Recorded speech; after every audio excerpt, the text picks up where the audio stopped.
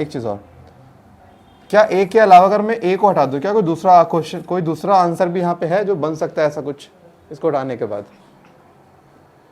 क्या करते हैं भाई? RNA that carries genetic message. अच्छा, ये इस स्टेटमेंट में फ़र्क क्या है? ये वाला आरएनए, ये सेकंड स्टेटमेंट क्या बताना चाह रहा है कि आरएनए को उस सेल के जेनेटिक मटेरियल ने कोई मैसेज दिया है।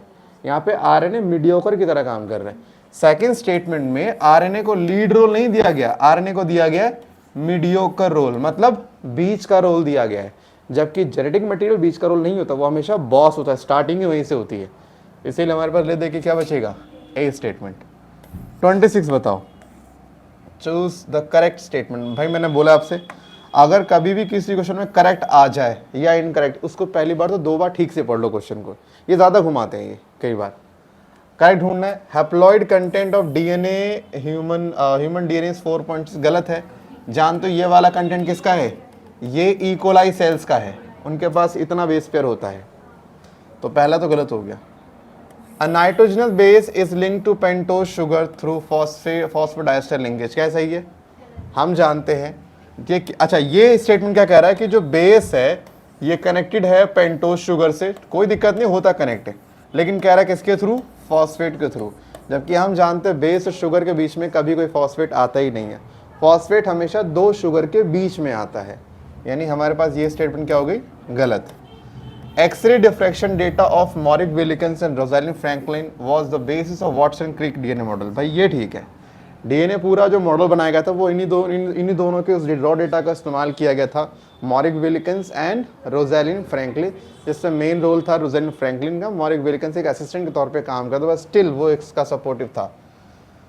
अच्छा, DNA as an acidic substance was the first identify Watson Crick, नहीं इन्होंने आइडेंटिफाई नहीं किया था पहली बार। Ratio between adenine, thymine, guanine and cytosine are not constant. Ratio between adenine, thymine, अब किसकी कह रही है, एच, अच्छा बिटवीन, ये कैसे कह रहा है, ए और टी कह रहा है, जी और सी कह रहा है, रेशियोज बिटवीन एडेनिन, थायमिन, अच्छा मतलब ऐसे कह रहा है, आर नॉट कांस्टेंट। नहीं भाई, they are constant for a particular DNA. एक डीएनए में एक एडेनिन होगा, एक थायमिन होगा, ग्वानिन, साइटोसिन, और उस डीएनए के हिसाब से तो कांस्टेंट होना चाहिए। नहीं, फिर हमारे पास अगर ये ऑप्शन है तो कहाँ जाएगा हमारा, कहाँ गया, सी वाला best option. Recognise the figure and find out the correct matching. आपको सही मैचिंग फाइंड करनी है। तो भाई मेरे सामने ये डीएनए है और ये मुझे 2 उसके हेलिक्स दिख रहे हैं। अब इसमें मुझे ए दिखाया गया है और बी, मुझे पता लगा बी जो है इसका बैकबोन हो गया, आई मीन जो स्ट्रैंड जिसको हम बोलते हैं, एंड ए इसका क्या हो गया, बेस पेयर हो गया है ना, तो या जो भी डिपेंड करता है। तो यहाँ पर मेरे पास ए दिखा रहा है हाइड्रोजन बॉन्ड, ठीक है। अभी मैं देखो ऑब्वियसली बात, एक लाइन के अंदर बेसिस हैं, सो वहाँ पे हाइड्रोजन बॉन्ड भी होंगे। एक बार चेक करते हैं कि कौन सा स्टेटमेंट बेस्ट है। हाइड्रोजन बॉन्ड कोई दिक्कत नहीं हमें इससे फिलहाल। अभी बी कह रहा है बेसिस, ये पूरा गलत है। अच्छा, बी कह रहा है शुगर फॉस्फेट बैकबोन, जो कि ठीक है, लेकिन ए कह रहा है हाइड्रोजन बॉन्ड। अभी डाइसिस रखेंगे क्योंकि हमारी प्रेफरेंस ए होती है, बेस पेयर होती है। अगर बेस पेयर ऑप्शन में कहीं है ही नहीं तो मुझे ले दे के कहाँ जाना पड़ेगा, हाइड्रोजन के पास। देखो हमेशा ना आप जब एक आंसर रहना चाहिए, लेकिन तुरंत आंसर देके टिक मत मारा करो। कई बार ना उससे बेटर ऑप्शन भी सामने मिल जाता है, तो हमें पहले चेक करना है कि क्या उससे कोई बेटर ऑप्शन तो एग्जिस्ट नहीं कर रहा। अच्छा, मुझे ए बेस पेयर मिलेगा, मैं जानता हूँ ए बेस पेयर ही है। बी शुगर बेस, नहीं शुगर बेस नहीं हो, क्या होगा, शुगर फॉस्फेट। तो आई थिंक आंसर कौन सा आएगा, डी वाला आएगा, बेस पेयर है और हमारा शुगर फॉस्फेट बैकबोन है। The 2 strand of DNA are held together by, आसान है बता दोगे, जैसे एक डीएनए का स्ट्रैंड, ये इन दोनों स्ट्रैंड को आप जानते हो बेस हमेशा जोड़ रखते हैं, और बेस के बीच में कौन सा बॉन्ड होता है, हाइड्रोजन बॉन्ड। हमेशा 2 डीएनए के स्ट्रैंड को बेस जोड़ के रखते हैं और बेस के बीच में हमेशा कौन सा, हाइड्रोजन बॉन्ड। इस हिसाब से कौन सा जाएगा, हाइड्रोजन बॉन्ड, सी वाला ऑप्शन। अब मेरे सामने है question number 29। In a double DNA helix, in a double helix model of DNA, how far is each base from the next base pair? यानी एक बेस पेयर से अगला बेस पेयर कितनी दूरी पे होगा, 0.34 नैनोमीटर। ये हम वैसे ही याद कर चुके थे, तो 0.34 नैनोमीटर। अच्छा, अगर एंगस्ट्रॉम में डेटा आता तो क्या करना पड़ता, 10 से मल्टीप्लाई कर देते, बस हम 10 से मल्टीप्लाई कर देते, यही 0.34 3.4 एंगस्ट्रम में कन्वर्ट हो जाता। न्यूक्लियोसाइड, न्यूक्लियोसाइड क्या होता है? What is nucleoside? मैंने आपको बताया था कि N से याद रखना नाइट्रोजन बेस, साइड से रखना शुगर, जिसमें नाइट्रोजन बेस और शुगर दोनों हो से क्या बुलाते हैं? न्यूक्लियोसाइड। अब nucleoside is form through N glycosidic linkage. अब ये क्या चीज होती है? शुगर और बेस आपस में जिस बॉन्ड के थ्रू कनेक्ट, इसका नाम था N ग्लाइकोसिडिक, क्योंकि ये जो N था वो बेस के कहाँ से लगा है? N, और शुगर के कहाँ लगा है? कार्बन पे। सो बेसिकली ग्लाइकोसिडिक लिंकेज क्या होता है? शुगर में पाई जाने वाली बॉन्डिंग को हमेशा ग्लाइकोसिडिक लिंकेज कहते हैं। आमतौर पे ग्लाइकोसिडिक लिंकेज कार्बन से शुरू होकर कार्बन पे खत्म होती है। यहाँ पर क्या हुआ? शुगर में कार्बन से स्टार्ट तो हुआ बॉन्ड, लेकिन खत्म कहाँ हुआ? Nitrogen. That's why N glycosidic linkage. तो ये आएगा फॉस्फेट का, तो कोई सवाल ही नहीं आएगा यहाँ पे। बेस को जोड़ता है बेस से, गलत, ये भी नहीं आएगा। बेस को जोड़ता है शुगर से, हाँ ये बेटर है, सी वाला ऑप्शन, कि बेस को जोड़ रहा है किसके साथ? ये शुगर के साथ। अच्छा, न्यूक्लियोसोम क्या था? मैंने आपसे कहा था कि हिस्टोन प्रोटीन के ऊपर डीएनए जब रैप होता है तो जो स्ट्रक्चर बनता है हिस्टोन प्रोटीन और डीएनए से मिलके, इसको क्या बुलाते हैं? न्यूक्लियोसोम। एक न्यूक्लियोसोम में कितने डीएनए के बेस पेयर आ रहे थे? 200 बेस पेयर। ये हाथ पे टैटू करवा लेना, काम की चीज़ है। एक हिस्टोन बॉल के ऊपर डीएनए के 200 बेस पेयर रैप होते हैं। 200 बेस पेयर मतलब कितने टन हो गए? 20 टन हो गए। एक टन में 10 बेस पेयर आते हैं, तो 20 टन में 200 बेस पेयर आएंगे। इवन मैं तो लेंथ भी निकाल सकता हूँ। अगर एक टन की लेंथ 3.4 नैनोमीटर है तो 10 टन की लेंथ कितना हो जाएगा? 34, और 20 की 68। यानी क्वेश्चन ये आएगा कि एक हिस्टोन के ऊपर जितना डीएनए रैप होता है उसकी लेंथ क्या होती है? 68 नैनोमीटर। प्लीज़ ये भी याद रखना। सो न्यूक्लियोसोम इज अ इंट्रॉन, नहीं इंट्रॉन के जिक्र नहीं होगा। डबल हेलिक्स डीएनए, गलत, ये भी नहीं है। Negatively charge DNA wrap around positively charge histone, ये मुझे सही लग रहा है। अच्छा, मैंने हिस्टोन, हम लोग जब पढ़ रहे थे, हमने हिस्टोन को हिस्टोन ऑक्टामर भी कहा था। कोई लॉजिक है ऐसा बोलने का? 8 मॉलिक्यूल नहीं, 8 सब यूनिट से मिलकर बना होता है। मॉलिक्यूल नहीं बोलते, सब यूनिट्स बोलते हैं, जिनसे वो मिलकर बना होता है। किस 2 अमाइनो एसिड की वजह से हिस्टोन बेसिक नेचर में पाया जाता है? हिस्टोन में प्लस चार्ज कहाँ मिलता है? साइड चेन क्या होती है? किसी भी अमाइनो एसिड में जो R ग्रुप होता है that is non edge side chain. ठीक है, ओके, ये हो गया। Total amount of A and T in DNA is 45%, amount of guanine will be. Sir game खेल गया ये, क्यों? हम आमतौर पे ना एक का बताते हैं हमेशा। मैंने आपको एडेनिन का बोला, ग्वानिन का, तो मैंने आपसे क्या बोला था? अगर नॉन पेयरिंग वाले का पूछेगा 50 में से माइनस कर देना, और पेयरिंग वाले का कभी निकालना भी नहीं होता। मैंने आपसे बोला हमेशा पेयरिंग का कभी मत निकालना। अगर साइटोसिन 13 दे रहा है तो मुझे ग्वानिन क्यों निकालना? ग्वानिन निकालना क्यों? अरे पेयरिंग है तो सेम ही होगा ना, मुझे दिक्कत किस में आएगी? A और T के निकालने में। तो मैंने क्या बोला था? नॉन पेयरिंग का निकालने का तरीका 50 में से माइनस कर दो, बट यहाँ तो उसने कंबाइंड बता दिया। तो अगर A और T 45 हो गया तो G और C कितना हो गया? 55 हो गया। कितना आ गया? 27.5 हो गया। सो ग्वानिन कितना आ गया? B 27.5। ईजी है, देखो सिंपल सा हिसाब किताब है। जो आपको आता है वो एग्जाम में कभी नहीं आएगा। ये रूल बहुत सिंपल है, क्योंकि आ गए तो आप टॉप नहीं मार जाओगे, तो वो क्यों नहीं मार पा रहे? क्योंकि जो आपको आता है वो एग्जाम में, और जो एग्जाम में आता है वो आपको कभी नहीं आता। लॉजिक बड़ा सिंपल है, तो ये चीज ध्यान रखना, क्योंकि आपको बहुत इजीली आ गया, यानी ये एग्जाम में नहीं आने वाला। Double helix model of DNA was propose by, बता देगा कोई भी? कौन? Watson and Crick. शिल्डन श्वान ने क्या किया था?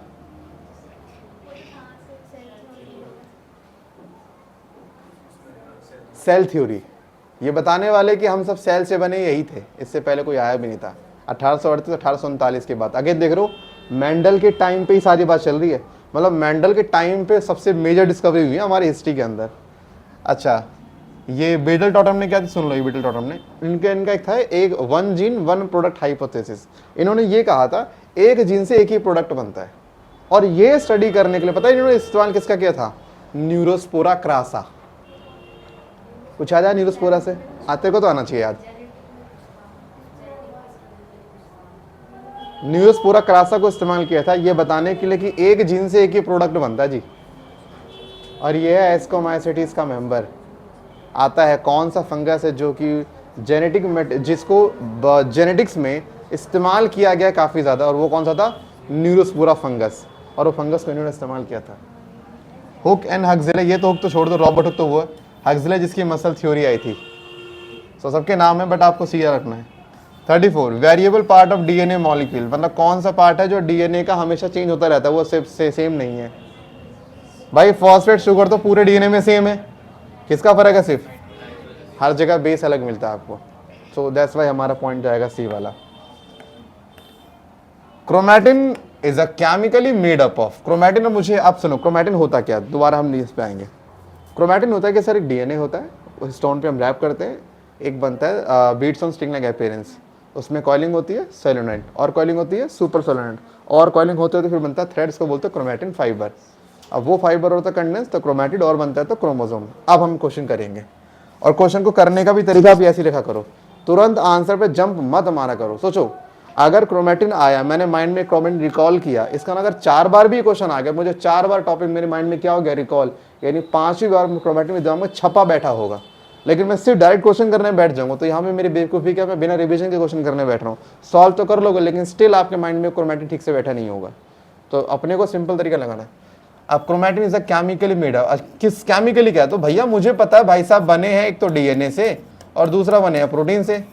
तो बेसिकली न्यूक्लिक एसिड आएगा, हिस्टोन एंड नॉन हिस्टोन, याद है ना? एनसीईआरटी कहता है कि हिस्टोन के अलावा इनको और प्रोटीन और चाहिए, तो सो दैट इनके स्ट्रक्चर को मेंटेन किया जा सके। तो यहाँ पर हम कहाँ जाएंगे? इसमें यार, लेकिन एक चीज़ और है, क्रोमोसोम के लिए था वो पॉइंट। हाँ, क्रोमोसोम की शेप को तो नाम तो दिया, non histone chromosomal protein, NSCP. Chromosome तक जाने के लिए होता है, हमें क्रोमैटिन तक रहना है। इस पे जाएंगे, आ रहे भाई लेना, हर जा 36। अच्छा, डीएनए डबल हेलिक्स इज क्या बताइए? Complementary and parallel? नहीं, पैरेलल नहीं है, एंटी पैरेलल है। दोनों स्टैंड एक तरफ चलता है 5 से 3 ऐसे, एक चलता है 5 से 3 ऐसे। So complementary and anti parallel. In a DNA segment of 6 coil, अब जिससे पूछूंगा बताएगा। डीएनए में 6 कॉइल है, 22 base pair are linked by 2 hydrogen bond, how many cytosine base would be present? दिमाग वाला क्वेश्चन आ गया है तो भाई, ये तो उम्मीद ही नहीं किया था। अब एक अदा सुनो, 6 कॉइल है, मतलब हम बेसिकली 6 टन लेके चलेंगे।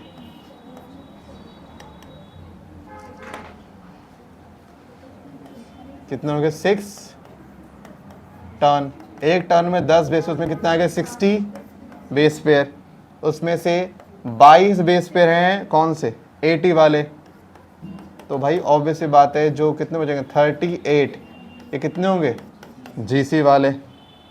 How many cytosine? तो भैया अगर 38 गुआन है तो 38 साइटोसिन भी होगा। अच्छा, मुक्का मारूंगा। 22 बेस पेयर है, 44 बेस होंगे। बेस पेयर बता रहे हैं ना हम लोग। आप सोचो 6 टन है, यानी 6 कॉइल है, 6 टन में, 1 टन में हम 10 बेस पेयर लगाते हैं, तो 60 बेस पेयर हैं, बेस नहीं है ना। पेयर का मतलब क्या हुआ? 60 बेस पेयर में से अगर 22 कह रहा है डबल बॉन्ड वाले, यानी अगर यहां इस तरफ एडेनिन तो इस तरफ थाइमिन होगा। देखो सिंगल सिंगल तो 44 आएंगे, लेकिन अगर तो ऐसे 22 पेयर आएंगे, तो जो बचा मतलब 38 पेयर बचा है। 38 से जी नहीं है, 38 पेयर है, जिसमें जी भी आएगा और सी भी। अब पेयर में से एक तरफ जी है तो एक तरफ सी भागेगा, जैसे 38 जी तो 38 सी भी तो होंगे, उसके लिहाज से।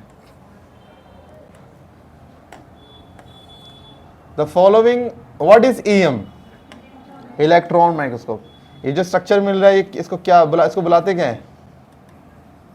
अब गधो, beats on string like appearance. सट्टा मार लो, ईएम में हमेशा ये नाम बोलना आपको, beads on string like appearance. DNA को देख के लगता है जैसे किसी ने मोतियों से या धागे, मतलब मोती लगा दिए धागे में बहुत सारे। चलो भाई अगला पार्ट देखते हैं। छोड़ो वो क्वेश्चन गया,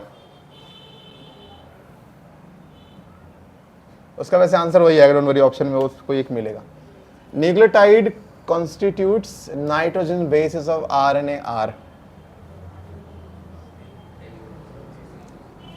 ऑफ आरएनए पूछ रहा है भाई, तो मुझे आरएनए पता, देखो डीएनए में एटीजीसी होता है, आरएनए में एयूजीसी होता है। देखो एयूजीसी कहाँ मिल रहा है, एजीसीयू, एजीसीटी, हट, सीटीटी। तुम ऑड वन आउट करोगे तो भी आंसर पहला आएगा। ऑड वन आउट क्या होता है, जब 4 ऑप्शन में से 3 ऑप्शन में सिमिलैरिटी दिख रही हो, एक ऑप्शन में कुछ अलग सा दिख रहा हो, वो हमेशा क्या होता है, आंसर निकलता है। सर्कुलर डीएनए फाउंड इन, हमारे पास तो देखो नहीं होता, मतलब हमारे माइटोकॉन्ड्रिया मिल जाएगा, क्लोरोप्लास्ट में मिल जाएगा, बट हमारे नॉर्मल सेल के अंदर नहीं मिलता। ये पहचान है बैक्टीरिया वगैरह की। और लेसन ऑप्शन दिया हुआ है, बैक्टीरिया दिया हुआ है, क्लोरोप्लास्ट और माइटोकॉन्ड्रिया इन्हीं के पास ही होता है। पता ना हमारे पास क्लोरोप्लास्ट और माइटोकॉन्ड्रिया में क्यों है सर्कुलर डीएनए, ये भी बैक्टीरिया ही तो है। इवन क्लोरोप्लास्ट बता रहा हूँ मैं, क्लोरोप्लास्ट एक फोटोसिंथेटिक बैक्टीरिया था जो सेल में आके रहने लग गया। तो क्लोरोप्लास्ट और माइटोकॉन्ड्रिया ऐसा मानते हैं ये हमारे सेल में बैक्टीरिया आके बैठ गया बहुत करोड़ों साल पहले, लेकिन हमने डील कर लिए थे कि बेटा अगर मेरे सेल में रह रहा है, मैं जगह दे रहा तो मुझे मेरा भी फायदा होना चाहिए। उसने बोला बिल्कुल होगा, बताइए क्या। तो मैंने बोला बैक्टीरिया से, उससे जो फोटोसिंथेटिक बैक्टीरिया था, मैं कहा तू बनाया मेरे लिए खाना, कह रहा ठीक है, तो वो कन्वर्ट हो गया क्लोरोप्लास्ट में। एक से बोला सुन बे तू बना गया एनर्जी, तो वो बन गया क्या, माइटोकॉन्ड्रिया। इसीलिए इन तीनों पे सिमिलरिटी आपको मिलेगी। माइटोकॉन्ड्रिया में तो कोई एक्सेप्शन भी था जेनेटिक्स में, कुछ क्या था, यूनिवर्सल जेनेटिक कोड इसमें फॉलो नहीं होते। यूनिवर्सल मतलब क्या, एक जेनेटिक कोड के पास एक इन्फॉर्मेशन होती है और वो सब में ही सेम रहती है। इनमें कहता प्रोटोजोआ और माइटोकॉन्ड्रिया, यहाँ पे वो ऐसा नहीं फॉलो नहीं होता। यहाँ पे पास जो जेनेटिक इन्फॉर्मेशन होती है वो नॉर्मल से बहुत अलग होती है। In AGCT of DNA hydrogen bond and base pair occur, ये तो अब बता ही दोगे यार, कहाँ गया ATGC, ये रहा, याद है ना कि AGCT बंद कर दो क्योंकि 2 आए थे और 3 चले गए। मतलब ये हो गया प्यूरिन, ये हो गया पैरामिडिन, ये A और T में बॉन्ड 2, C और G में 3। फिर मैंने कहा था कि जिसका नाम छोटा होगा उसका स्ट्रक्चर बड़ा होगा, यानी प्यूरिन में 2 रिंग होती है एंड पैरामिडिन में सिर्फ 1 रिंग होती है। आप सोचो नेचर ने ऐसा क्यों नहीं किया, नेचर ने प्यूरिन की बॉन्डिंग प्यूरिन से क्यों नहीं कराई, और पैरामिडिन की बॉन्डिंग पैरामिडिन से क्यों नहीं कराई। देखो इंसानों की ना एक बनावट है, अच्छे लगते हैं देखने में। अगर इंसान ऐसा बन जाता ना, ये रहा सर, ये इंसान है, पैर भी ऐसे से होते इसके,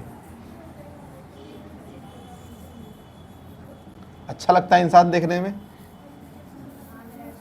अच्छा लगा। अच्छा ठीक है, तेरी ऐसी से शादी होगी, टेंशन ना ले अब तू, अच्छा लगता है तेरे को। नहीं, डीएनए भी ऐसे ही होता है। आप देखो ये तरीका देखना है, डीएनए का एक स्ट्रैंड दूसरा स्ट्रैंड, एडेनिन, अच्छा प्यूरिन का स्ट्रक्चर बड़ा होता है। अगर मैं 2 रिंग वाले का बॉन्ड 2 रिंग वाले से बनाऊंगा तो यहाँ पे डीएनए क्या हो गया, चौड़ा हो गया है ना, 4 है भाई। अगर मैं प्यूरिन की बॉन्डिंग प्यूरिन से कराता हूँ, मान लेता हूँ कि एडेनिन ग्वानिन से पेयरिंग करने बैठ जाए, इट्स जस्ट लाइक एडेनिन जो कि बड़ा रिंग कैरी कर रहा है, ग्वानिन जो बड़ा रिंग कैरी कर रहा है, अगर बड़े बड़े रिंग वाले अगर मिलकर साथ में पेयरिंग करेंगे तो जिस पॉइंट पे ये मिलेंगे वो डीएनए का पार्ट चौड़ा हो जाएगा, है ना। लेकिन अब मान लीजिए मैंने 2 रिंग वाले को 2 रिंग से मिला दिया तो 4 रिंग बना। ऐसे कहीं पर जी वो हमारा सी आ गया जी के साथ, सॉरी सी आ गया ए के साथ, यानी दोनों कैसे हो गए हमारे, आई मीन एक रिंग वाले हो गए। अब सोचो कहीं पर हमारे पास क्या हो गया, फिर से हमारे पास 4 रिंग आ गई, फिर 4 रिंग आ गई, फिर 2 रिंग आ गई, 2। अब ऐसे डीएनए बने तो डीएनए की शेप कैसी होगी, ऐसी तो होगी डीएनए।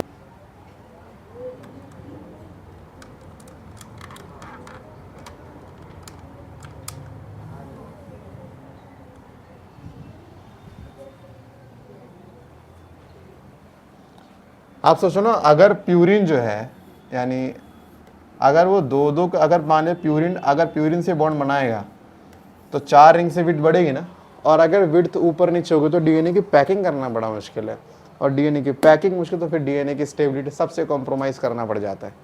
इसलिए डीएनए कुछ कुछ ऐसा करता है। इधर आते हैं।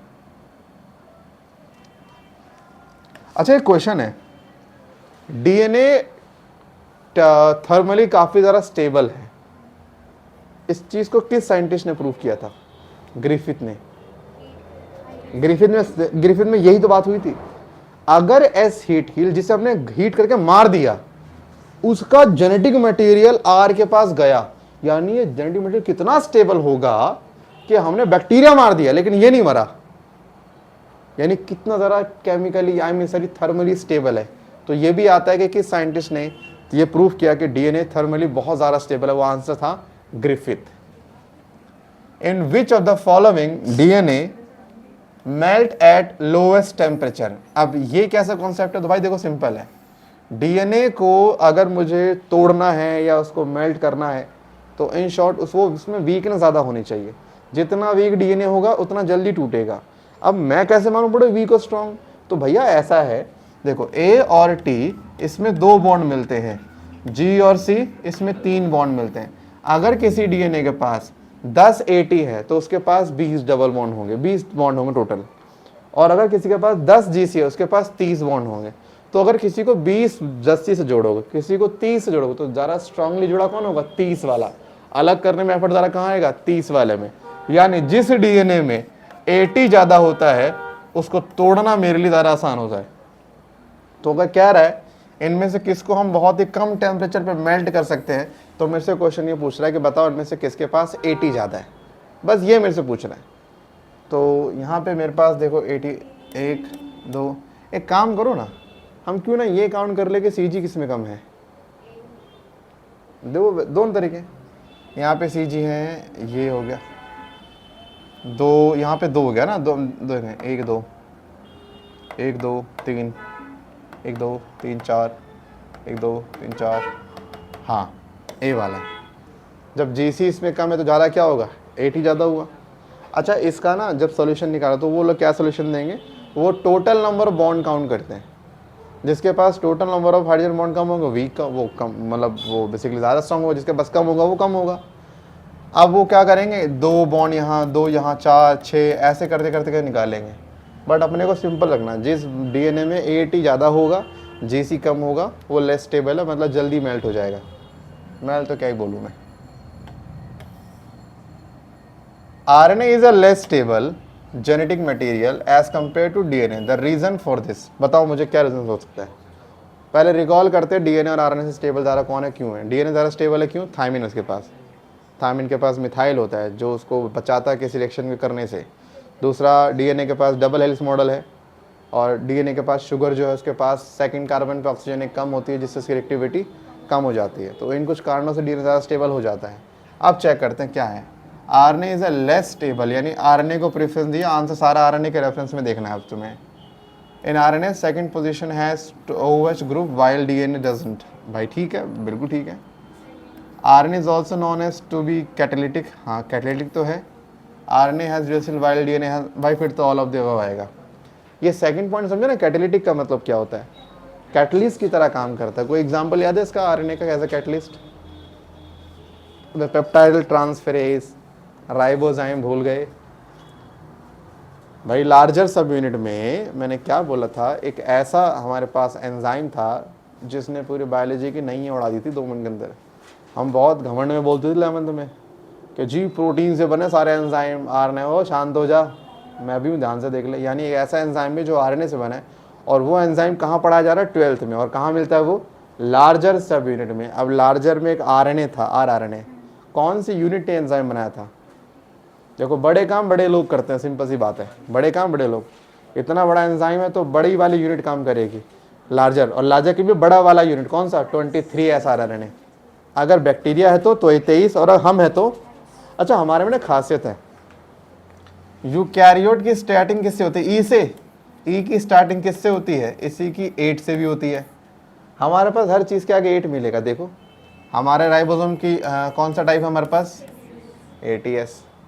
अब इसमें 60 और 40 आया, सुनना, इसमें क्या आएगा 28S, 5.8S, इसमें क्या आएगा 18S। 8 आ रहा है ना बराबर, तो पहचान हमारे में 8 बहुत हमारा आता हमारे में। बाकी जो अगला जो नंबर आएगा वो किस में आएगा, वो प्रोकैरियोट्स में आएगा, ऐसे याद कर लेना। Which is incorrect with reference to the transforming principle, बताओ जी।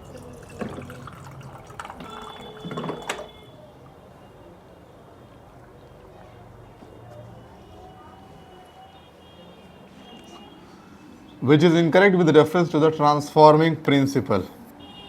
एस स्ट्रेन को इंजेक्ट किया माइस में, मर गया। देखो मैंने क्या बोला, इनकरेक्ट आ गया ना, यहाँ तो 2 बार पढ़ लो तसल्ली से, यानी हमें ढूंढना है गलत। तो ठीक है, ये तो सही है। आर किया और बच गया, बचेगा ही भाई। एस किया इंजेक्ट माइस, बच गया, बचेगा ही। S heat kill plus R inject mice live, D वाला। दोनों को मिला के जब डाला था तो माइस की डेथ हो गई थी। Biochemical nature of genetic material was not defined from, एक हो गया, हार्शी चेज हो गया, हाँ भाई ट्रांसफॉर्मिंग आएगा। अच्छा, किसने ये प्रूव किया था कि उसका बायोकेमिकल नेचर क्या है? Ma'am, मैक्लॉइड, every and McCarthy. ये तिकड़ी एक जगह और आई थी, ये तिकड़ी जगह और आई थी। हाँ, क्या नाम था उन तिकड़ी का? शेरमार्क, यूगोडिवेरिस एंड कॉरेंस। कम वक्त वर्ड भी कुछ ऐसे होते हैं, बोलने में हंसी आती है। ओके 67, विच इज इनकरेक्ट, फिर से आगे incorrect about Hershey and Chase experiment. Rule सुन लो, एक बार पढ़ना है, तुम्हें आंसर देना, बार बार रीड नहीं करना है।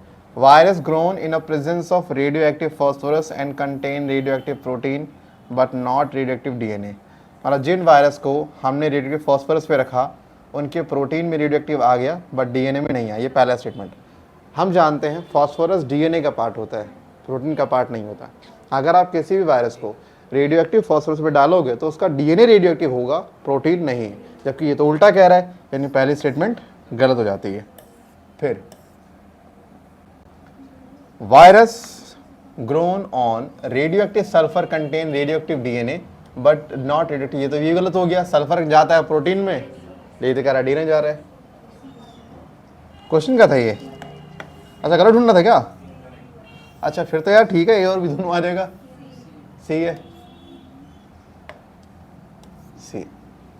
हमारी ना एक हैबिट वही होती है, हम सही ढूंढते हैं हमेशा। कई बार ये उनको भी पता है ये सही ढूंढेगा, जिसको तुम बोलो गलत हो तब भी सही ढूंढेगा बैठ के। RNA act as genetic material in NCERT, हाँ ऑल ऑफ द एनसीईआरटी में भी। अच्छा, एनसीईआरटी में तो जिक्र भी किया क्यूबी बैक्टीरियोफेज का। और प्लांट वाले वायरस के पास वैसे भी क्या होता है, आरएनए होता है ये। और एचआईवी ने इतना तक, मैंने क्या बोला, जिस जिस वायरस ने ह्यूमन की सिट्टी पिट्टी गुल कर रखी है, 99% चांस है आरएनए लेके घूम रहा है वो। क्योंकि डीएनए तो हम लतेड़ देते हैं 2 मिनट के अंदर, लेकिन आरएनए वाला हमें उल्टा लतेड़ देते। तो इनके तीनों के पास क्या है, आरएनए है। और ये एनसीईआरटी में नाम दिया भी गया। एचआईवी यहाँ पे शायद नहीं होगा, लेकिन क्यूबी वाला मेंशन किया गया, क्यूबी बैक्टीरियोफेज। अच्छा, ये कौन है, ये बैक्टीरिया कौन है? ये वायरस है भाई। बैक्टीरियोफेज कौन होते हैं? जो बैक्टीरिया पर अटैक करते हैं। बैक्टीरिया पर बैक्टीरिया अटैक नहीं करता, वायरस अटैक करता है, तो वायरस है वो। 69 question, the following figure shows. चल भाई सुमित तू बता इसका आंसर। कोई नहीं, अब जरा इससे पूछूं मैं। बता भाई, तेरे सामने 4 ऑप्शन है, डीएनए है,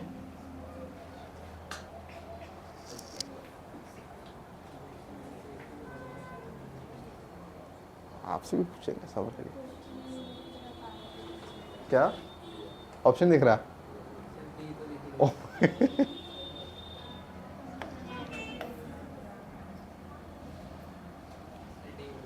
कौन सा? डी। चेक करते हैं। सो भाई, Watson Crick model for semi conservative DNA replication.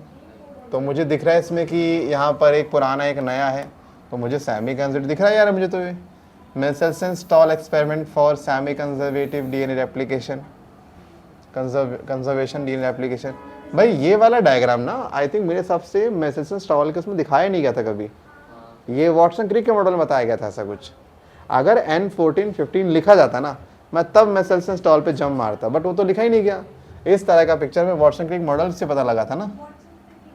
हाँ तो यही जाएगा भाई, क्योंकि हमें इस तरह का एनसीईआरटी में कहाँ बनाई इमेज, आई थिंक वही बनाई है क्या? तो तुम्हें ये भी ध्यान रखना कि इमेज कहाँ पे दिखाई जा रही है, उससे भी मालूम पड़ता है कि कहाँ पे क्या आंसर आएगा। चलो भाई, which of the following heavy radioactive isotope is not suitable for DNA labeling based studies। अब इसका देखते हैं भाई, तुम में से कौन समझदार इसका आंसर दे सकता है। इनमें से किसका इस्तेमाल हम डीएनए को लेबल करने के लिए नहीं यूज नहीं कर सकते? लेबल समझते हो? टैग देना, डीएनए पे एक नाम लिखना है।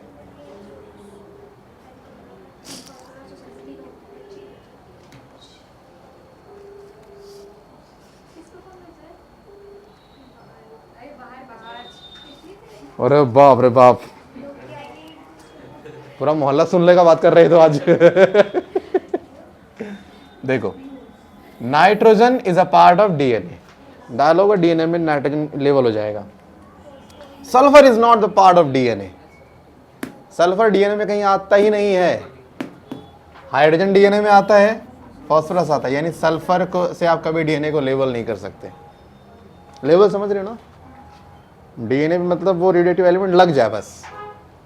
भाई अब डीएनए जिस चीज से बना है, अगर आप वो उसे भेजोगे तो वो लगा देगा।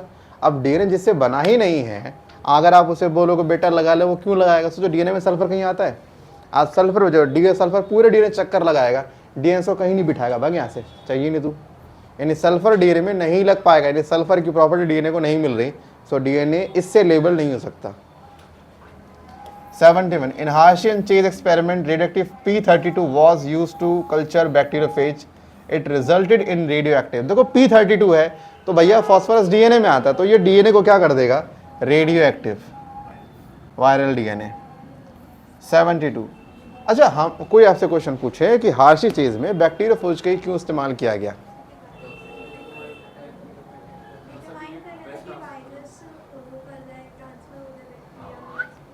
गलत।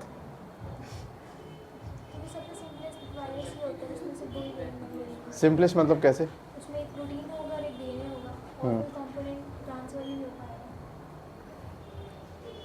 सुना भाई इसने, वायरस को करने का मेन कारण क्या था? उसमें दो ही चीज थी, कंफ्यूजन नहीं पैदा होगा। अगर आप किसी और को यूज कर लो तो उसके सेल में 2, 4, 6, 10 चीजें होंगी, 10 में से एक को ढूंढना और 2 में से एक को ढूंढना कितना आसान है। और मुझे 2 मिले भी वही जिसपे सबसे ज्यादा डाउट रहा है हमें हिस्ट्री में, कि डीएनए और प्रोटीन पे रहा है।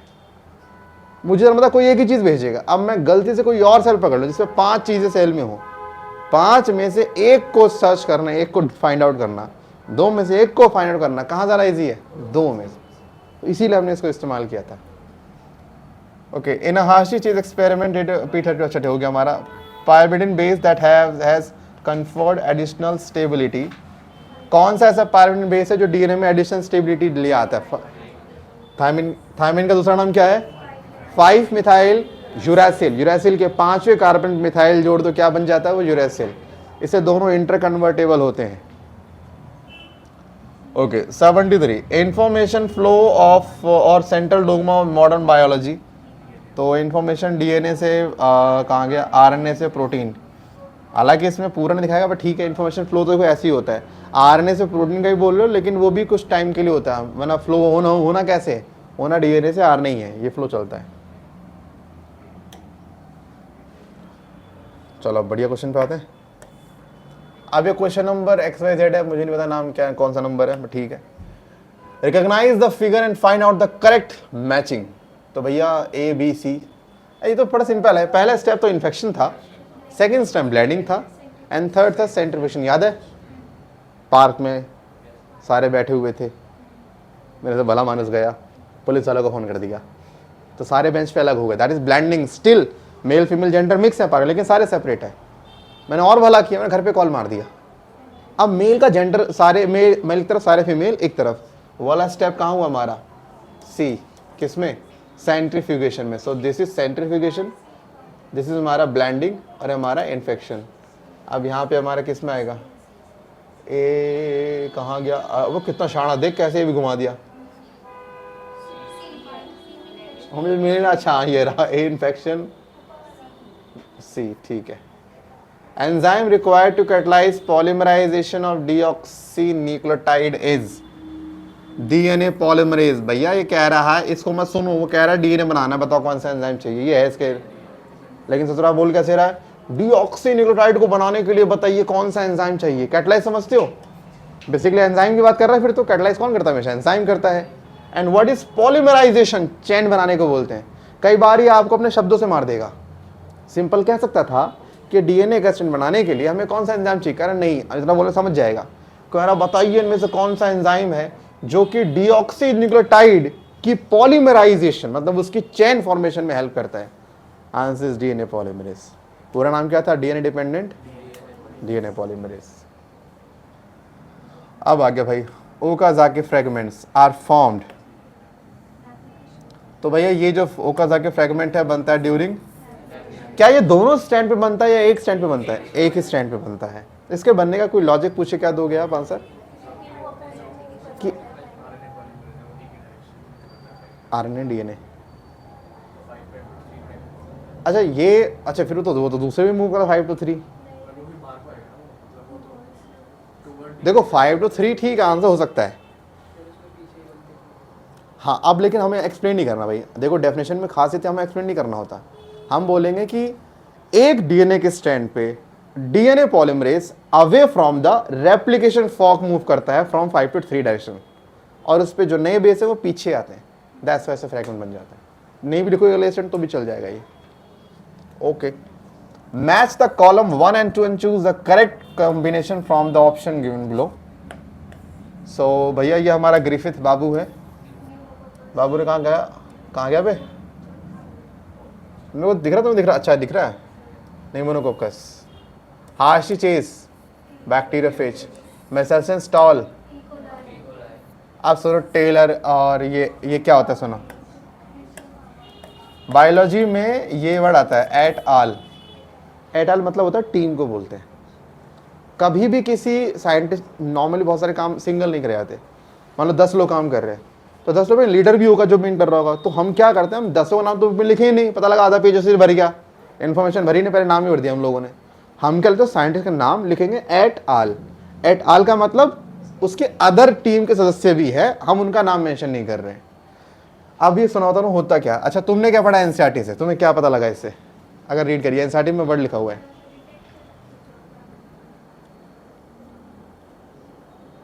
मेसेल्सन स्टॉल ने हमें बताया था, हाँ उसने डीएनए के थोड़े से टुकड़े का बताया था सेमी कंजर्वेशन, डीएनए छोटे से टुकड़े का। इस बंदे ने, टेलर ने विसिया फावा का इस्तेमाल किया, फावा वीन्स जिसको बोलते हैं। इसके क्रोमोसोम पे जितना डीएनए, इसने पूरे के पूरे डीएनए में क्या करवाया था? सेमी कंजर्वेशन करवाया था। तो एक डीएनए के टुकड़े में, पूरे डीएनए में, ये फर्क था दोनों में। तो टेलर के और जो उसके जो कलीग थे उनका एक्सपेरिमेंट था, उन्होंने फावा वीन्स का इस्तेमाल किया था। सो बेसिकली मेसेल्सन स्टॉल का ही एक्सपेरिमेंट इन्होंने किया था, बट थोड़े बड़े स्तर पे कर रहे थे बस ये। तो अब कर लो, ग्रिफिथ कहाँ गया? ग्रिफिथ हमारा आ गया। अबे कहाँ गया निमोनोकोकस यार? ए का A4 कहाँ है? सब में आया पागल। किस में अलग ऑप्शन है? सी में देखो, सी में शायद अंत में। मैसेज कहाँ गया? ए। सी का 1 किस में? बी में। खत्म आंसर यही है। डीएनए रेप्लिकेशन इज पक्का। चलो एक चीज और सीखो, तुम्हारे काम आएगी। किसी भी ऑप्शन में जब एक आंसर निकालते हैं तो जितना प्रूफ आपके पास इस बात का है कि वो एक आंसर है, ठीक है, उससे ज़्यादा डबल प्रूफ आपके पास इस बात का होना चाहिए कि बाकी 3 ऑप्शन क्यों नहीं है। अगर आपके पास आपके आंसर का तो लॉजिक है लेकिन बाकी 3 का लॉजिक नहीं है, तो मुबारक हो, आपका आंसर एक बीच में झूल रहा है। आप इस केस में बहुत डाइसी कंडीशन में बैठे हुए हो कि अगर ठीक हुआ ठीक है, वरना आप टिक मार के आगे और गलती से गलत निकल गया तो आप -1 दे के आगे अगले को।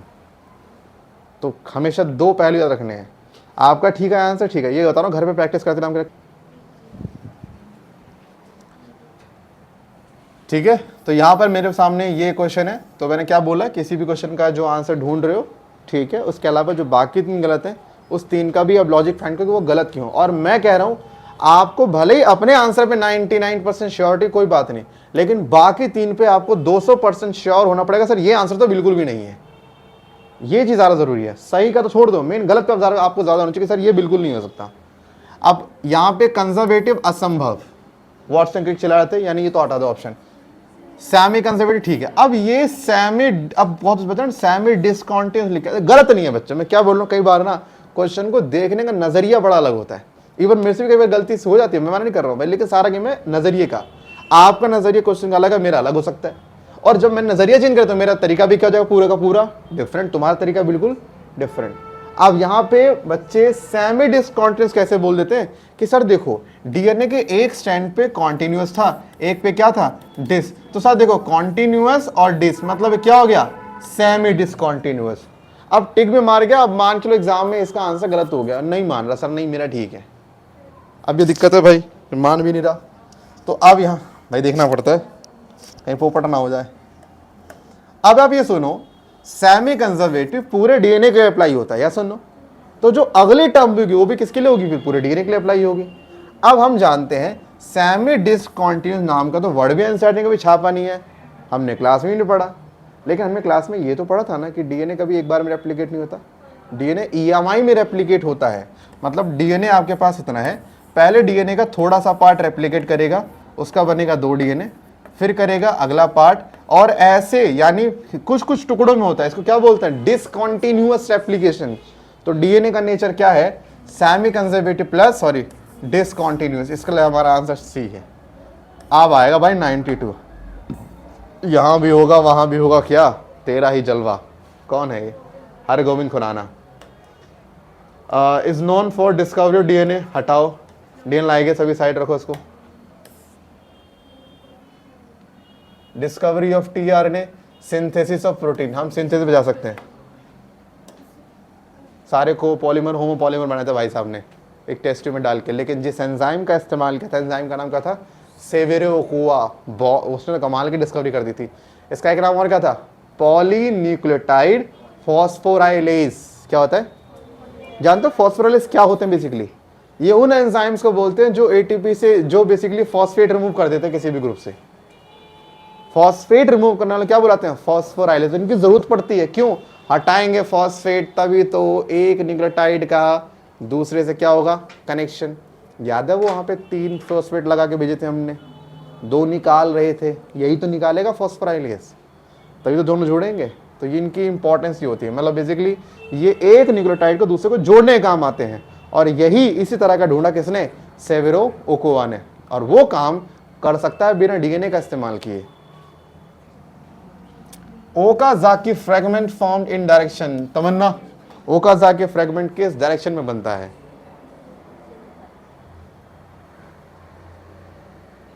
मेरे हिसाब से आई थिंक 5 से 3 बनता है।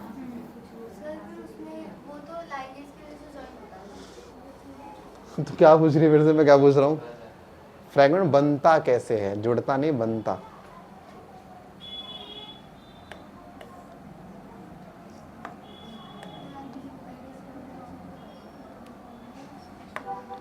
"94 recognize the figure and find out the correct matching."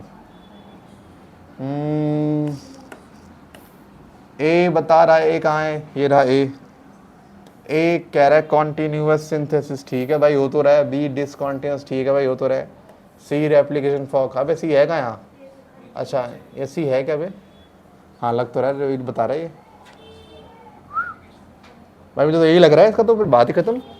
क्योंकि देखो ए डिसकंटिन्यूअस है नहीं, ए कॉन्टिन्यूअस, बी डिसकंटिन्यूअस, सी ओकाजाकी फ्रैगमेंट नहीं यार, इसने सी पे तो मार्क भी नहीं गई भाई। मैं फिर सी को ना रेप्लिकेशन फॉक लेके चलूंगा मैं, क्योंकि इस पॉइंट से मुझे वाई शेप मिलेगा। हाँ मैं फिर ए पे ही जाऊंगा भाई।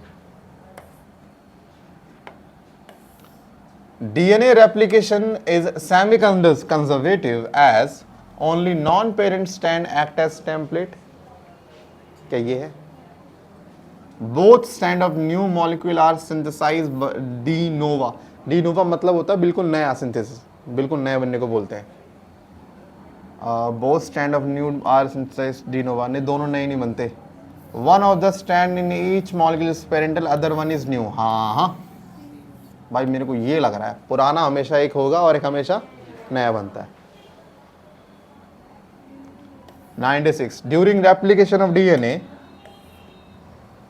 the two daughter molecule develop from both parental strand. The two daughter molecule develop from the both parental, हाँ अभी ठीक, क्या लिख सकते हैं, ठीक है। RNA function as template, हट, one strand from parent, one strand freshly formed in two daughter, हाँ बिल्कुल ये ज़्यादा बेटर अभी साउंड हो रहा है, उसमें थोड़ी सी कन्फ्यूजन हटती है। यहाँ पे ज़रा क्लियर है कि हर डॉटर के अंदर, मतलब डॉटर डीएनए में एक पुराना और एक नया होगा। ऐसे डॉक्टर डीएनए क्यों बोलते हैं, व्हाई नॉट सन डीएनए? क्या आपने तो बताया था एक बार, फीमेल ने डिस्कवर करी थी? आपने तो बोला था कि डॉटर इसलिए कहते हैं। मैंने आज तक नहीं बोला, पता कभी? अरे तू जा ना, बोला था तू रहन दे। डिवाइड बोला था मैंने। नहीं, आदिल भाई से कहते देख, गलती मैं करता हूँ, मैं मानता हूँ, मैं इंसान हूँ, कर सकता हूँ। इतनी बड़ी गलती मैं नहीं कर सकता, इतना मुझे पता है। बच्चे पैदा कौन करता है, मेल या फीमेल? फीमेल। तो बच्चे पैदा करना फीमेल करती है। यहाँ पे जो एक डीएनए से 2 डीएनए बनेंगे, आप मुझे बताइए भविष्य में ये डीएनए भी 2 डीएनए पैदा करेंगे?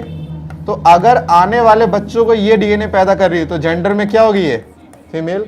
अब बताइए फीमेल बच्चों में कौन होते हैं?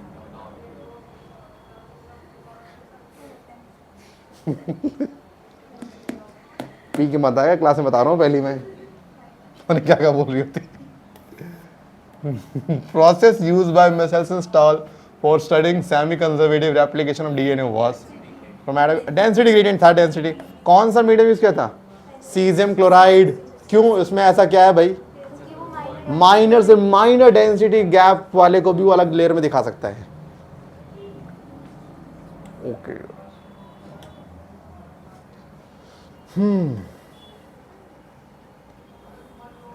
Information transfer from RNA to DNA is, कहां गया रिवर्स ट्रांसक्रिप्शन? किसमें होता है? एग्जाम्पल तो 3 रेट्रोवायरस के, HIV, अभी तो 3 एग्जाम्पल थे, HIV, TMV और QB बैक्टीरियोफेज। क्या है बैक्टीरियोफेज? वायरस है, किस पे अटैक करता है? बैक्टीरिया पर अटैक करता है। Good. 75 E. coli was infected with bacteriophage having radioactive S35, तो प्रोटीन में हो गया। and it was blended, centrifuged and distribution of S35 determined what does the experiment shows। देखते हैं भाई क्या दिखाएगा एक्सपेरिमेंट। ये बताएगा protein is not the genetic, हाँ ठीक है, ये बताएगा भाई नथिंग इज प्रोटीन इज, ना ना भाई प्रोटीन हमारा जेनेटिक मटेरियल है ही नहीं, क्योंकि प्रोटीन ट्रांसफर होगा ही नहीं। क्या हुआ? सी नहीं नहीं, जब प्रोटीन यहाँ पे ट्रांसफर तो होगा नहीं, तो प्रोटीन से ही मान लो प्रोटीन हमारा जेनेटिक मटेरियल बिल्कुल भी नहीं है। ठीक है, हम डीएनए पे नहीं जाएंगे क्योंकि हमें सिर्फ प्रोटीन की बात बताई गई है। नहीं ना, देख इस पे देख, उसने क्या बोला, हमने सिर्फ प्रोटीन पे ट्रेस लगाया। मेरे पास इस बात का तो प्रमाण है कि प्रोटीन नहीं गया, डीएनए का क्या प्रमाण है तेरे पास? हाँ मतलब यहाँ पे इसने डीएनए पे नहीं लगाया, कहाँ लगाया? सिर्फ मैं सिर्फ प्रोटीन को ट्रेस कर पा रहा हूँ। मेरे पास सिर्फ प्रूफ किसके हैं? मैं प्रोटीन पे श्योर हूँ, लेकिन डीएनए पे मैं श्योर नहीं हूँ कि वो गया है कि नहीं गया। मैं इसका तो श्योर हूँ ना, तो जिसका श्योर हूँ मैं उसका लगाऊंगा ना answer. Who propose central dogma? Crick. Reverse transcription is, अच्छा रिवर्स ट्रांसक्रिप्टेज कौन सा एंजाइम है? ये नहीं बताया ना भाई साहब। बेसिकली आरएनए से डीएनए बनाना है तो एंजाइम चाहिए जो आरएनए भी डिपेंड करे, और बनाना डीएनए तो क्या चाहिए? डीएनए पॉलीमरेज, यानी आरएनए डिपेंडेंट। कहाँ है? ओ बेटे 78 ट्रांसफॉर्मेशन एक्सपेरिमेंट किसे बोलते हैं? ग्रिफिथ वाले को, ग्रिफिथ नहीं किया था। 79 करेक्ट सिंबल फाइंड करना है। आरएनए से डीएनए बना, रिवर्स ट्रांसक्रिप्शन कहाँ है? ये वाला। और कोई ऑप्शन है? डी वाले में देखो, उसमें अलग क्या है? डी अलग है, बी से आंसर आ जाएगा। ये रेप्लिकेशन किस में है? यानी डी ऑप्शन है। पता लग गया ना कैसे? मैं सारा के देखो भाई, मुझे पता है ये रिवर्स ट्रांसक्रिप्शन हो गया, ये रेप्लिकेशन हो गया, ये ट्रांसक्रिप्शन हो गया, ये ट्रांसलेशन हो गया, तो बस चेक कर लो किसे मैच हो रहा है ये।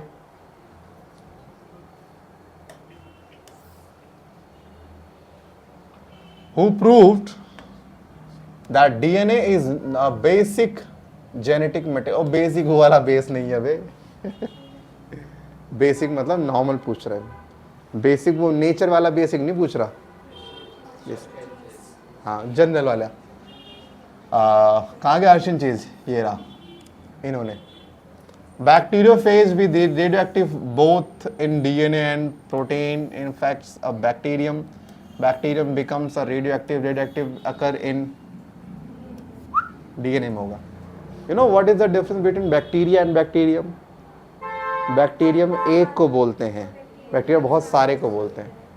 और बैक्टीरिया को कभी भी सिंगल सिंगल काउंट नहीं करता, अगर तुम्हें पता हो बैक्टीरिया के सिर्फ कॉलोनीज काउंट करी जाती है। अगर किसी मीडियम में आपने कहा सर यहाँ पे 100 बैक्टीरिया, 100 नहीं 100 ग्रुप हैं बैक्टीरिया के, जिसमें से एक ग्रुप में 10 20 30 कितने भी हो सकते हैं, सिंगल काउंट करना, सिंगल सेल को ऐसे कर लोगे काउंट, मुश्किल है भाई, नहीं कर सकते, तो उनका ग्रुप काउंट करते हैं हम लोग। अब replication, semi conservative replication of DNA was studied in E coli with the help of N15 by Meselson Stahl ने किया था। 83 identify the correct pair of combination, C14 distinction between PS1 and PS2। हट, ये बेसिकली हमारे फोटोसिंथेसिस में एक experiment हुआ था, ठीक है, वहाँ पे हमने कार्बन आइसोटोप इस्तेमाल किया था, बट ठीक है अभी उससे छोड़ते हैं। अभी N14 semi conservative replication of DNA, S35 polypeptide synthesis, नको, chemical nature of DNA, correct pair of combination. Second नहीं आ रहा लेकिन जब भाई semi conservative, identification of chemical nature of genetic material,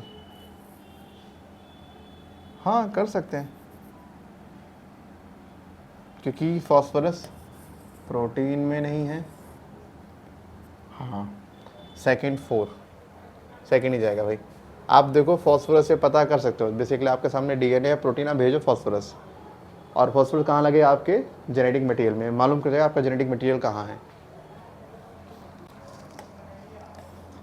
84 अब 84 हमारे सामने है। In the experiment conducted by Meselson Stahl using N15 to prove semi conservative this, the first generation one was found to have hybrid DNA था। First generation में याद होगा N15 था, 15 अलग 15 अलग, 14 आ गया था, क्या था हाइब्रिड, तो इसमें क्या आएगा सी वाला ऑप्शन।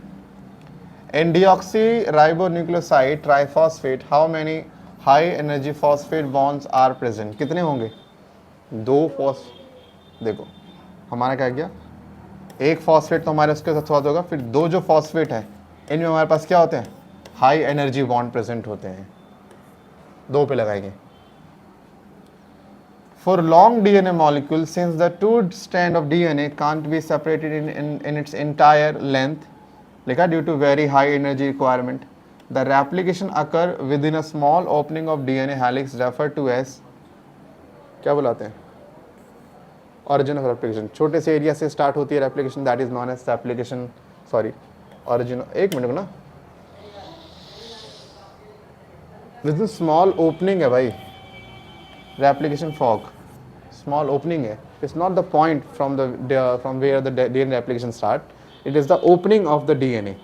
तो कह रहा है जहाँ से डीएनए की ओपनिंग से जो रेप्लिकेशन शुरू हो रही है, तो वो ओपनिंग का नाम हमेशा क्या होता है, जो ओपनिंग बनती है that is Y shape, replication fork. हाँ, occur within a small opening, ये इसका हिंट है इस क्वेश्चन का।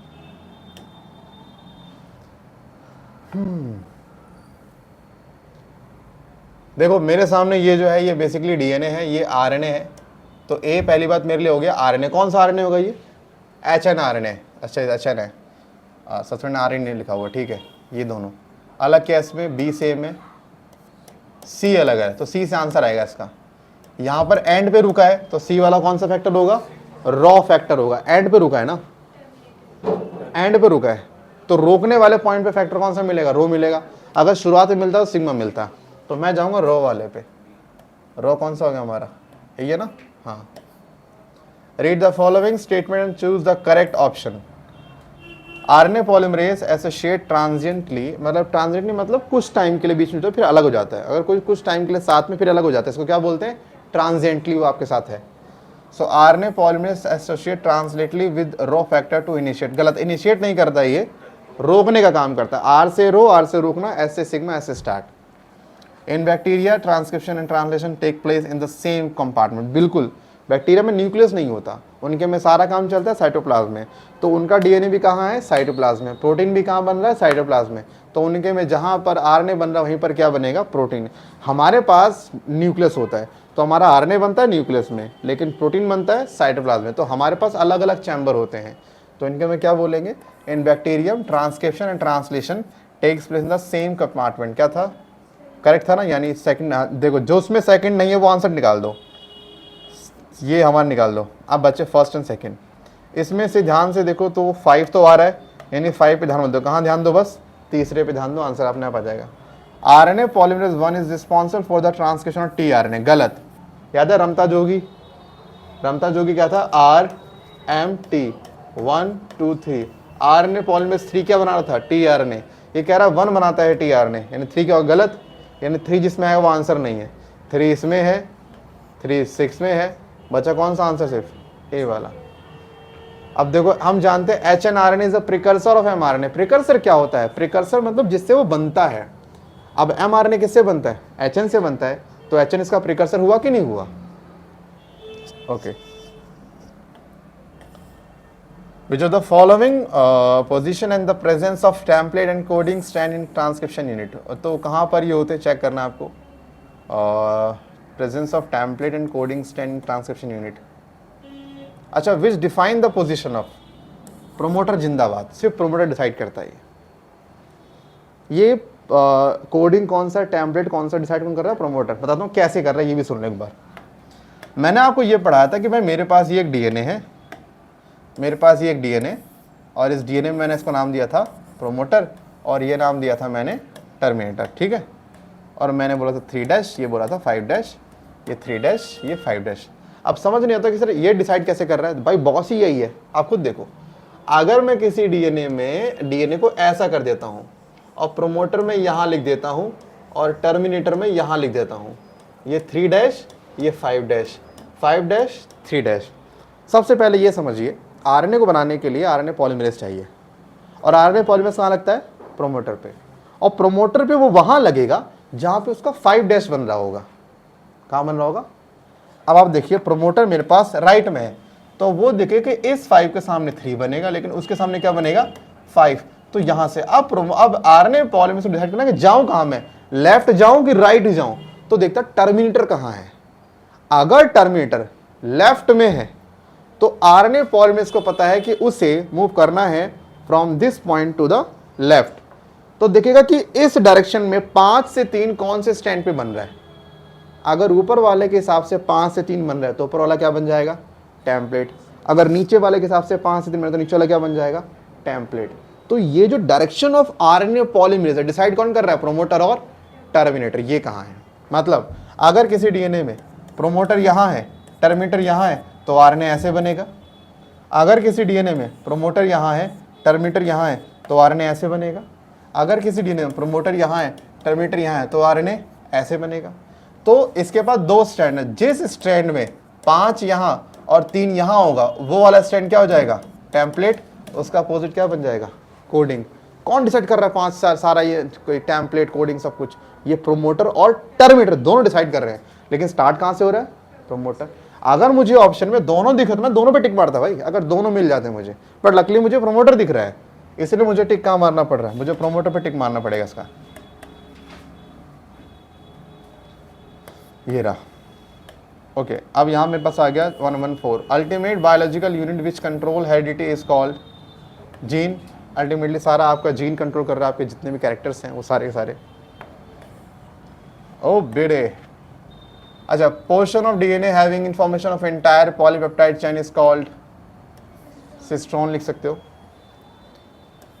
Methyl guanosine triphosphate is added to 5 end of HN RNA is a process. देखो याद होगा HN के 5 एंड पे लगाते हैं मिथाइल गुआनोसिन, इसको कैपिंग बुलाया गया था, एफिशिएंसी को बढ़ाने के लिए ऐसा काम करा जाता है। तो बेसिकली इसको क्या बुलाते हैं, कैपिंग तो दिया ही नहीं इसने, एडेड 5 एंड ऑफ, कैमरा के प्राण निकल जाएंगे आज। क्या होते हैं ये, देख ये वाला मुझे इतना पता है, ये दिखा डायरेक्शन, मतलब मूवमेंट डायरेक्शन कहाँ होगी आरएनए की, ये मेरे पास है। तो मुझे पता है पहला कौन सा होगा, प्रोमोटर, अगला कौन सा होगा, टर्मिनेटर। अब मुझे क्या करना है, आरएनए बनेगा मेरा प्रोमोटर से टर्मिनेटर, तो मेरे वाले आरएनए का यहाँ क्या होगा 5 उस तरफ क्या होगा 3 अब बता 5 किसके हिसाब से मैच हो रहा है, 3 के हिसाब से, 5 के हिसाब से, इसके हिसाब से कॉम्प्लीमेंट्री हुआ ना मेरा आरएनए। तो अगर मेरा आरएनए ऊपर वाले 3 के हिसाब से कॉम्प्लीमेंट्री हुआ, इसका मतलब ऊपर वाला मेरा क्या हो जाएगा, टेम्पलेट, नीचे वाला क्या हो जाएगा, कोडिंग। ऐसे पता कर लिया।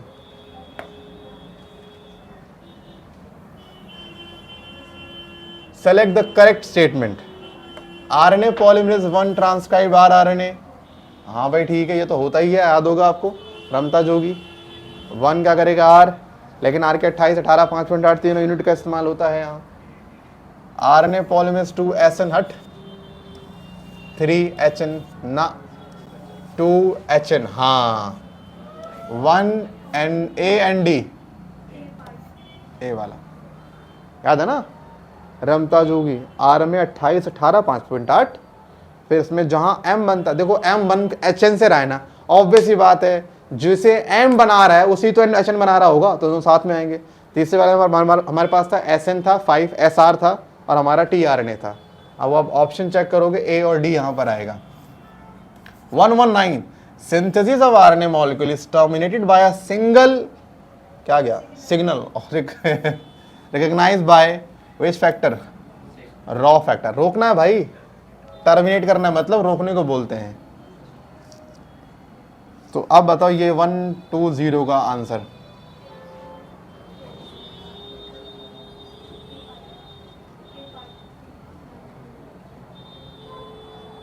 ओ अजय देवगन जल्दी सीधे रख अपनी। एक्सॉन हमारा कोडिंग सीक्वेंस हो गया। अब देखो ए का सेकंड किस में है, अच्छा ये दो ना, अब देखो इसमें अलग क्या है, ये सेम है, सी अलग है ना, सी से आंसर आ जाएगा। सी देखो टेलिंग है, टेलिंग एडेनल, यानी सी का 5 है, किस में है, ए में, ए निकाल दो। अब पहले ना एक चीज सर्च करो, देखो किस में है, दो ऑप्शन में सेम आ गए, फिर पूरे ऑप्शन देखो क्या चीज अलग है, जो अलग है बस आप वो सर्च कर लो बस, क्यों सेम सेम पे इतना दिमाग लगाना भाई। द टर्म सिस्टम ने काम का है। 121 HNRNA को हम क्या बुलाते हैं, हेट्रोजीनस न्यूक्लियर आरएनए। अच्छा ये रहा। 124 कंसिडर द स्टेटमेंट। अब बताओ इसमें tRNA provide template for the synthesis of protein, सही कह रहा है ये। टेम्पलेट पता नहीं क्या होता है, स्ट्रैंड देना कि जी बना लो मेरे पर, हम मना नहीं कर रहे हैं। अब पागल है तेरे पे को बनाएंगे, गधे mRNA का यूज कर रहे हैं हम टेम्पलेट, तो जो प्रोटीन बनता है वो mRNA का यूज करके बनता है, तो mRNA वहां पे क्या कर रहा है, टेम्पलेट काम करेगा, ये काम नहीं करेगा। Okay, tRNA brings amino acid and reads genetic code, हाँ भाई रीड तो करता है भाई। RNA polymerase bind to promoter, हाँ ठीक है। इनिशिएट ट्रांसक्रिप्शन भाई, बिल्कुल इनिशिएट, बट ठीक है मान लेते हैं। A segment of DNA coding for polypeptide is shown in हट। अब देखते हैं सेकंड थर्ड में से अगर कोई ऑप्शन, वैसे मुझे लगता है मैंने अगला स्लाइड रखा होगा इसका, मैंने चेंज कर दी होगी, छोड़ दो।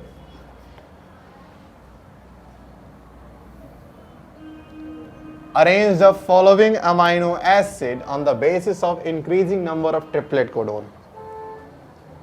ये रट्टा मारना भाई। ल्यूसीन के पास जो थे वो 6 इसके थे कोडोन लग रहे थे, याद है।